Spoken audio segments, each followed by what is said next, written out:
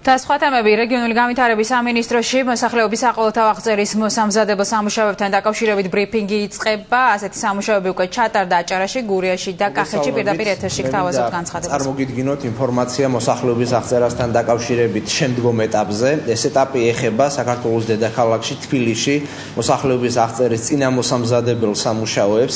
იცით თქვენ და კარგად არის ცნობილი, რომ ესეთი მოსამზადებელი სამუშაოები საქსტატმა უკვე ჩაატარა საქართველოს სამ რეგიონში, აჭარის, გურიის და კახეთის რეგიონებში. ახლა უკვე დღეიდან დაიწყო და 2 კვირის განმავლობაში თბილისში გაგრძელდება მოსახლეობის აღწერის წინამოსამზადებელი სამუშაოები, რაც ითვალისწინებს ყველა კორპუსში და საცხოვრებელ სახლში სპეციალურად აღჭურვილი საქსტატის თანამშრომლების მისვლას.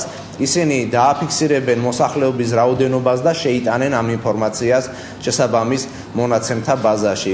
მათ ექნებათ სპეციალურად ამისთვის დამზადებული კეპები, საქსტატის შესაბამისი ლოგოთი და სპეციალური ბეიჯები, სადაც იქნება მოცემული ინფორმაცია მათი ვინაობის შესახებ. აქედან გამომდინარე, მინდა ვთხოვო დედაქალაქის მოსახლეობას, რომ ესეთი ადამიანების სტუმრობის შემთხვევაში მათ გაუღონ კარები და მიაწოდონ ინფორმაცია, რაც იქნება მათი მხრიდან მოთხოვნილი. ეს ინფორმაცია ძალიან მნიშვნელოვანია ჩვენთვის, იმისათვის, რომ ზუსტად ვიცოდეთ დედაქალაქში მოსახლეობის რაოდენობა, თუ რომელ საცხოვრისში რამდენი ადამიანი ცხოვრობს და ასე შემდეგ, რათა მოვემზადოთ მოსახლეობის აღწერისთვის, რომელიც 2014 წლის ნოემბერში უნდა ჩატარდეს. ძალიან მნიშვნელოვანია თანამშრომლობა. უფრო დეტალურ ინფორმაციას მოგვაწვდის საქსტატის ხელმძღვანელის მოვალეობის შემსრულებელი ბატონი თენგიზ სეკოვა. მე მინდა თენგიზ ვთხოვო, რომ წარმოგიდგინოთ თქვენ უფრო დეტალური ინფორმაცია. დიდი მადლობა.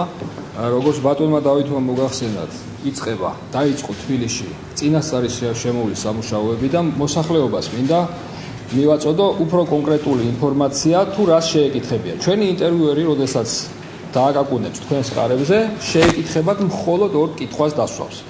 ანუ ამ ბაჯით და აი ამ კეპკით აღჭურვილი, ასე ვთქვათ, ჩვენი თანამშრომლები, სპეციალურად გატრენინგებული თანამშრომლები შეეკითხებიან, რამდენი ადამიანი ცხოვრობს თქვენს ოჯახში მუდმივად და რა სახელი და გვარია თქვენი ოჯახის უფროსის. ანუ სულ ეს 2 კითხვა იქნება, ასე რომ საქსტატის ინტერესს ამ ეტაპზე წარმოადგენს სწორედ აი ეს ინფორმაცია. ამ ინფორმაციის საფუძველზე ჩვენ თბილისში მოსახლეობის აღწერის წინამოსამზადებელი